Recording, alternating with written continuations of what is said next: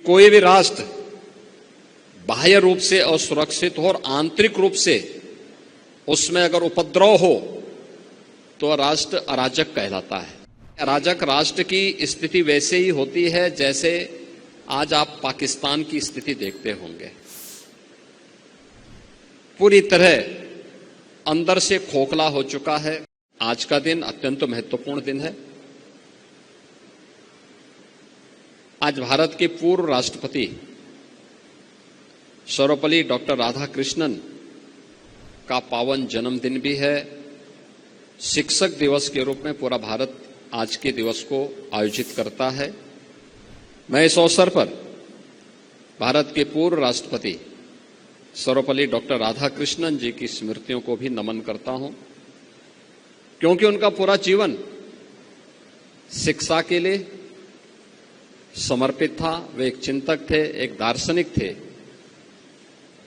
और उन्होंने शिक्षा जगत से जुड़ी हुई भारत की परंपरा और संस्कृति से जुड़ी हुई मुद्दों को अपने दार्शनिक अंदाज से देश और दुनिया के सामने प्रस्तुत किया था।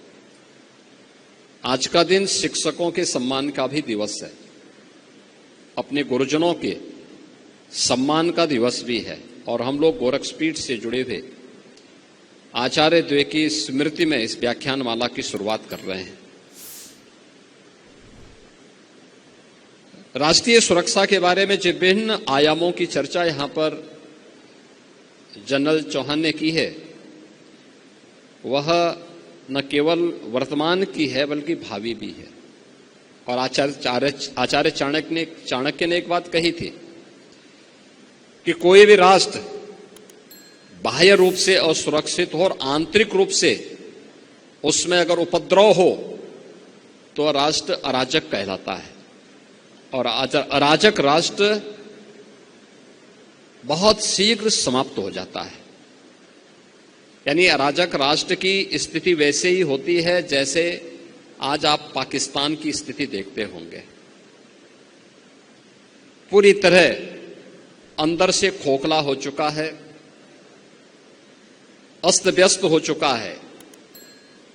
ये अराजकता किसी भी राष्ट्र को दुर्गति के कगार पर ले जा करके उसके अस्तित्व के सामने प्रश्न चिन्ह खड़ा कर सकता है। भारत इस दिश से प्राचीन काल से ही बहुत सजग रहा है, सतर्क रहा है और उसकी सुरक्षा के लिए उस प्रकार के तौर तरीकों को अपनाने की एक प्रवृत्ति भी रही है। वैदिक कालखंड से ही हर भारतीय को इस बात की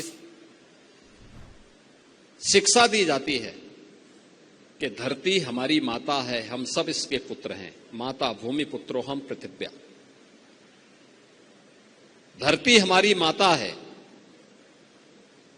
तो मां के साथ कोई भी सुयोग्य पुत्र किसी भी प्रकार की छेड़छाड़ और अराजकता को बर्दाश्त नहीं कर सकता है। कोई भी पुत्र नहीं कर सकता है।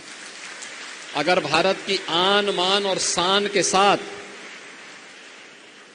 कोई दुस्साहस करेगा तो हर भारतवासी उठ करके खड़ा होगा। और यही तो प्रभु श्री राम ने हम सबको कहा था।